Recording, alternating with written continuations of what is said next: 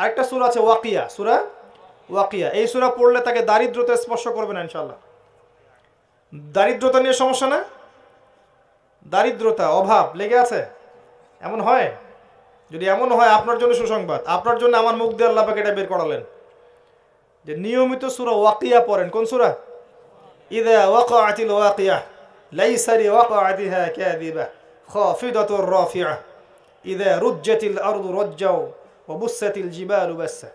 এই সূরা পড়েন, দেখবেন ইনশাআল্লাহ আল্লাহ পাক আপনাকে বরকত দিবেন ইনশাআল্লাহ। একজন সাহাবী ইন্তেকাল করছেন, তার মেয়ে ছিলেন, কয়েকজন মেয়ে ছিলেন, মেয়ে সন্তান, ছেলে নাই। তো অন্য সাহাবীরা বলছেন যে মওতের সময় আপনি আপনার পরবর্তী প্রজন্মের জন্য কি রেখে যাচ্ছেন, কি সম্পত্তি রেখে যাচ্ছেন? তখন এই সাহাবী বলছেন, যিনি মৃত্যুসজ্জায়, তিনি বলছেন তোমরা চিন্তা করো না, আমি আমার মেয়েদেরকে সূরা ওয়াকিয়া শিখিয়ে দিয়েছি, ইনশাআল্লাহ তারা দারিদ্র হবে না কখনো, ইনশাআল্লাহ তারা কখনো দরিদ্র হবে না। এই ছিল তাদের তাওয়াক্কুল। এর সাথে আমি আরেকটা সূরার কথা বলবো, সূরা বাকারা। যে সূরা বাকারা নিয়মিত পড়বে তার রিজিকে হায়াতে বরকত হবে ইনশাআল্লাহ। আল্লাহ পাক আমাদের সবাইকে কোরআনওয়ালা বানিয়ে দিক, সুন্নাহওয়ালা বানিয়ে দিক, আল্লাহুম্মা আমিন। ঘুমান নবী সাল্লাল্লাহু আলাইহি ওয়াসাল্লামের সুন্নাহ মতো, ঘুম থেকে ওঠেন তার সুন্নাহ মতো, এরপর নামাজে যাবেন তার সুন্নাহ মতো নামাজ পড়েন, 3G 4G 5G নামাজ বাদ দেন। এরপরে আসেন হালাল রিজিকের ব্যাপারে সচেষ্ট হওয়া। আমাদের বেসিক কাজ হালাল রিজিকের ব্যাপারে সচেষ্ট হওয়া। জীবন চলে যাক, আপনি সুদে যায়েন না, ঘুষে যায়েন না, দুর্নীতি করেন না, মানুষের সম্পদ আত্মসাৎ করে খায়েন না। অল্প ছোট্টখাট্ট কোনো ব্যবসা করেন, ছোটোখাটো ব্যবসা করেন, ছোট চাকরি করেন, সরকারি হোক বেসরকারি হোক চাকরি করেন, ব্যবসা করেন, যেখানে আপনি হালাল খাচ্ছেন, এই হালালের টাকাটুকু দিয়ে ইবাদত করেন, পরিবারটা চালান, ইনশাল্লাহ দেখবেন আপনার ইবাদতও কবুল হয়ে গেছে, আপনার পরিবারও জান্নাতে যাবে ইনশাআল্লাহ। যখনই এখানে হারাম ঢোকাবেন, আপনার এই ইবাদতগুলো আল্লাহর দরবার পর্যন্ত পৌঁছাবে না। স্পষ্ট হাদিস আছে, ইন্নাল্লাহা তাইয়্যিব লা ইকবালু ইল্লা তাইয়্যিব, আল্লাহ পাক পবিত্র, তিনি পবিত্র ছাড়া কিচ্ছু গ্রহণ করেন না।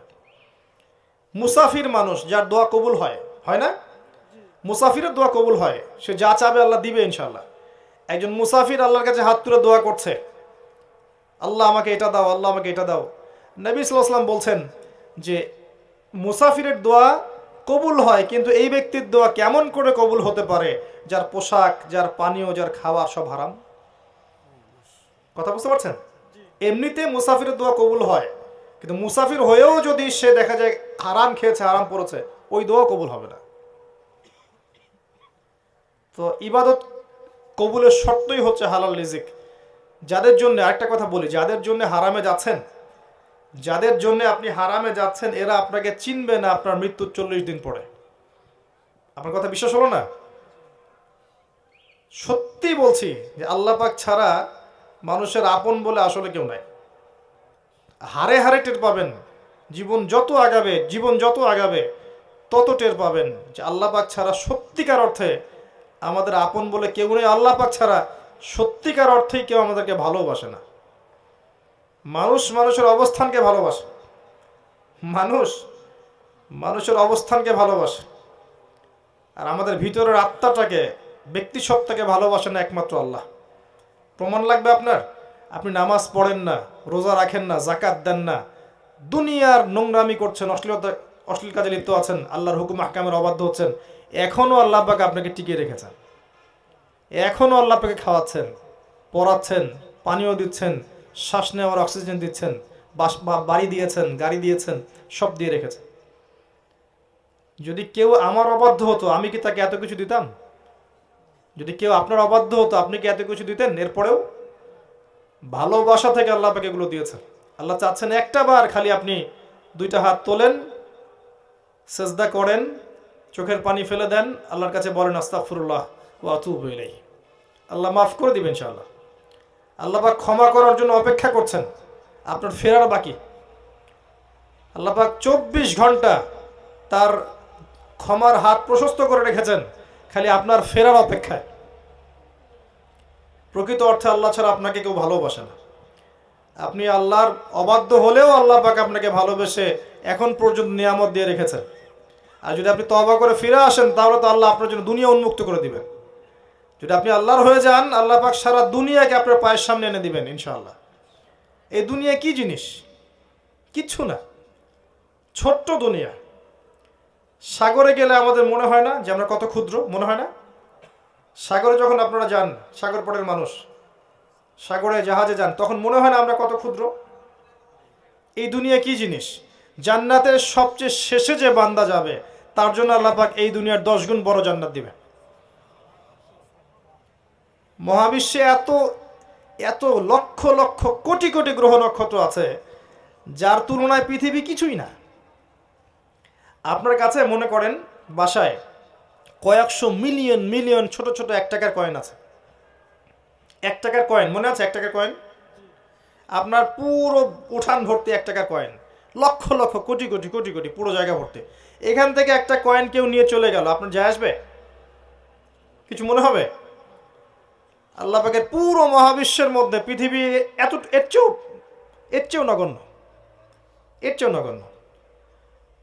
তো এই জন্যই বলছি, যাদের জন্য আপনি আল্লাহর বিপক্ষে যাচ্ছেন, আল্লাহর বিরুদ্ধাচরণ করছেন, এরা আপনার সত্যিকার অর্থে আপনার আপন নন।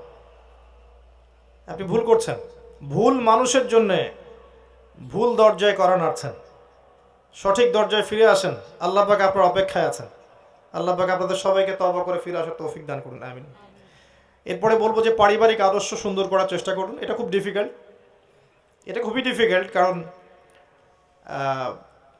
পরিবারের লোকজন কথা খুব একটা শুনতে চায় না। আর যারা জন্মসূত্রেই ইসলামিক পরিবার পেয়েছেন তারা সৌভাগ্যবান। আমি বলবো তারা সৌভাগ্যবান। যারা আলেম পরিবারে জন্ম নিয়েছেন, বাবা আলেম, মা আলেমা, বাবা হাফেজ, মা হাফেজা, একটা রুহানি পরিবেশ ছিল, তারা সৌভাগ্যবান।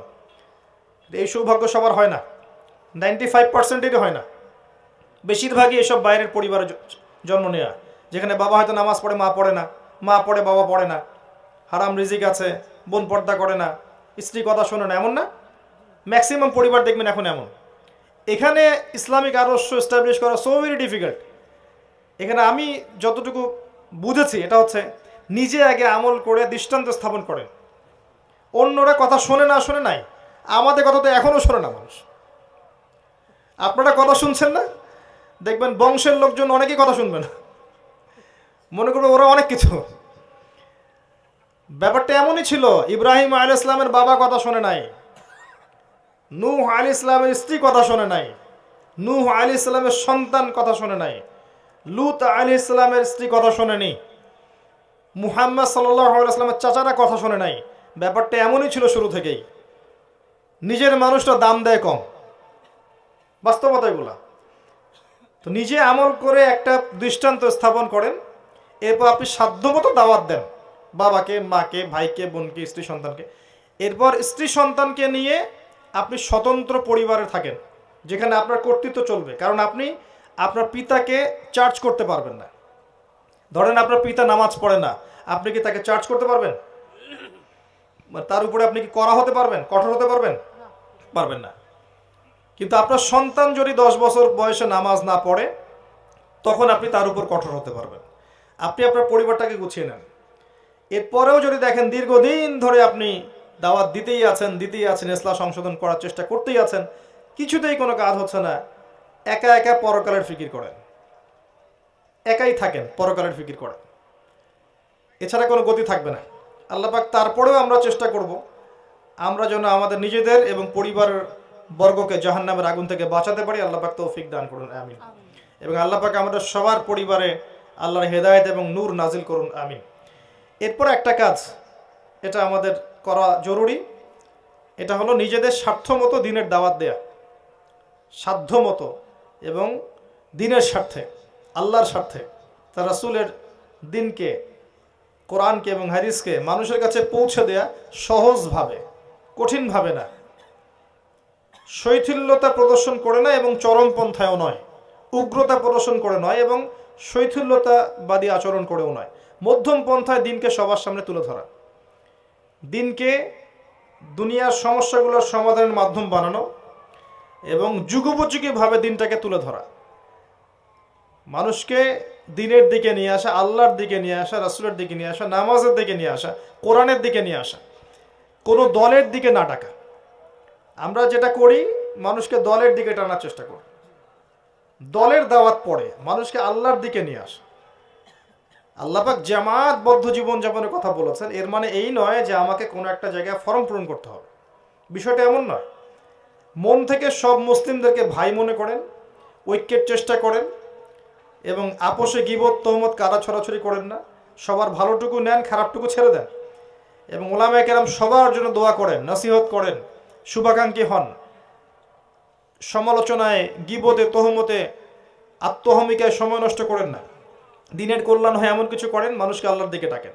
দেখবেন ইনশাআল্লাহ দিনের মধ্যে একটা মনস্তাত্ত্বিক ঐক্যের প্ল্যাটফর্ম গড়ে উঠবে। ঐক্যের বিষয়টা মনস্তাত্ত্বিক বিষয়, এটা কোনো ভৌগোলিক বিষয় নয়। এটা হচ্ছে মনের ব্যাপার, যে আমি প্রত্যেক মুসলিমকে আমার ভাই মনে করছি। সবার মাঝেই কিছু ভালো জিনিস পাবেন, নিয়ে নেন, খারাপটা ছেড়ে দেন।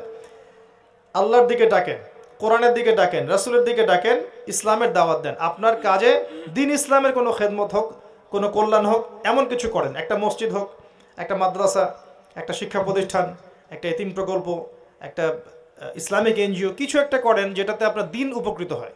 ইনশাল্লাহ দেখবেন এতে আস্তে আস্তে দিন এগিয়ে যাবে ইনশাল্লাহ।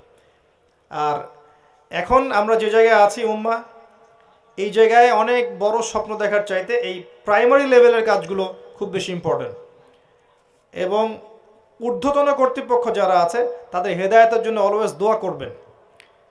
আল্লাহ পাক চাইলে তাদের ভিতর থেকেও দেখবেন ওমর, হামজা, খালিদ রাদিয়াল্লাহু আনহুম, তাদের মতো সাহাবী বের করে নিয়ে আসতে পারেন। অতএব সবার শুভাকাঙ্ক্ষী হন, সবার হিতাকাঙ্ক্ষী হন। আমরা সবাই একটা উম্মাহ, একটা বডি, একটা দেহের মতো, কেউ কারো শত্রু নই। সবার ভালোটুকু নিয়ে একটা ইউনাইটেড নেশন, ইউনাইটেড মুসলিম নেশন, এভাবে চিন্তা করেন, দেখবেন ইনশাআল্লাহ আপনি দিনের কল্যাণই করবেন, আপনার দ্বারা দিনের কোনো ক্ষতি হবে না ইনশাআল্লাহ।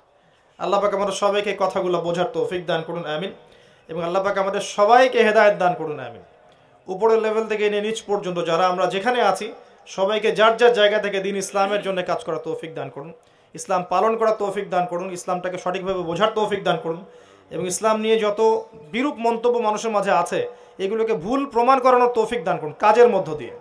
আমরা যেন আদর্শ স্থাপন করতে পারি, আমাদের আদর্শ দেখে যেন অমুসলিমরা দলাদল ইসলাম কবুল করে, এমনভাবে ইসলাম প্র্যাকটিস করার তৌফিক আমাদের সবাইকে আল্লাহ পাক দান করুন, আমিন। আরও দোয়া করছি ইয়াং ভাইদেরকে আল্লাহ পাক যেন যাবতীয় রকম এই যে জুয়া, মাদকাসক্ত, এই যে পর্নোগ্রাফি, ফ্রি মিক্সিং, হারাম অ্যাফেয়ার্স, রিলেশনশিপ, হতাশা, এগুলো থেকে আল্লাহ পাক বের করে নিয়ে আসেন। কোরআনের দিকে নিয়ে আসেন, হাদিসের দিকে নিয়ে আসেন, নামাজের দিকে নিয়ে আসেন, মসজিদের দিকে নিয়ে আসেন, আল্লাহুম্মা আমিন। আমাদের মা বোনদেরকে আল্লাহ পাক খাস পর্দায় থাকার তৌফিক দান করুন, তাদের ইজ্জত সম্মান আবরুর হেফাজত করুন। আমাদের পরবর্তী প্রজন্মকে আল্লাহ পাক আগামী বিশ্বকে মোকাবেলা করানোর মতো করে মানুষ করার তৌফিক এনায়েত করুন, আমিন। সবাইকে হালাল রিজিকের ব্যবস্থা করে দিন, সবাইকে কোরআন এবং সুন্নাহ শিক্ষায় শিক্ষিত করুন। এবং সর্বশেষ দোয়া করব আমরা যেন ঐক্যবদ্ধ থাকতে পারি। আল্লাহ পাক আমাদের উম্মার মাঝে ঐক্য দান করুন।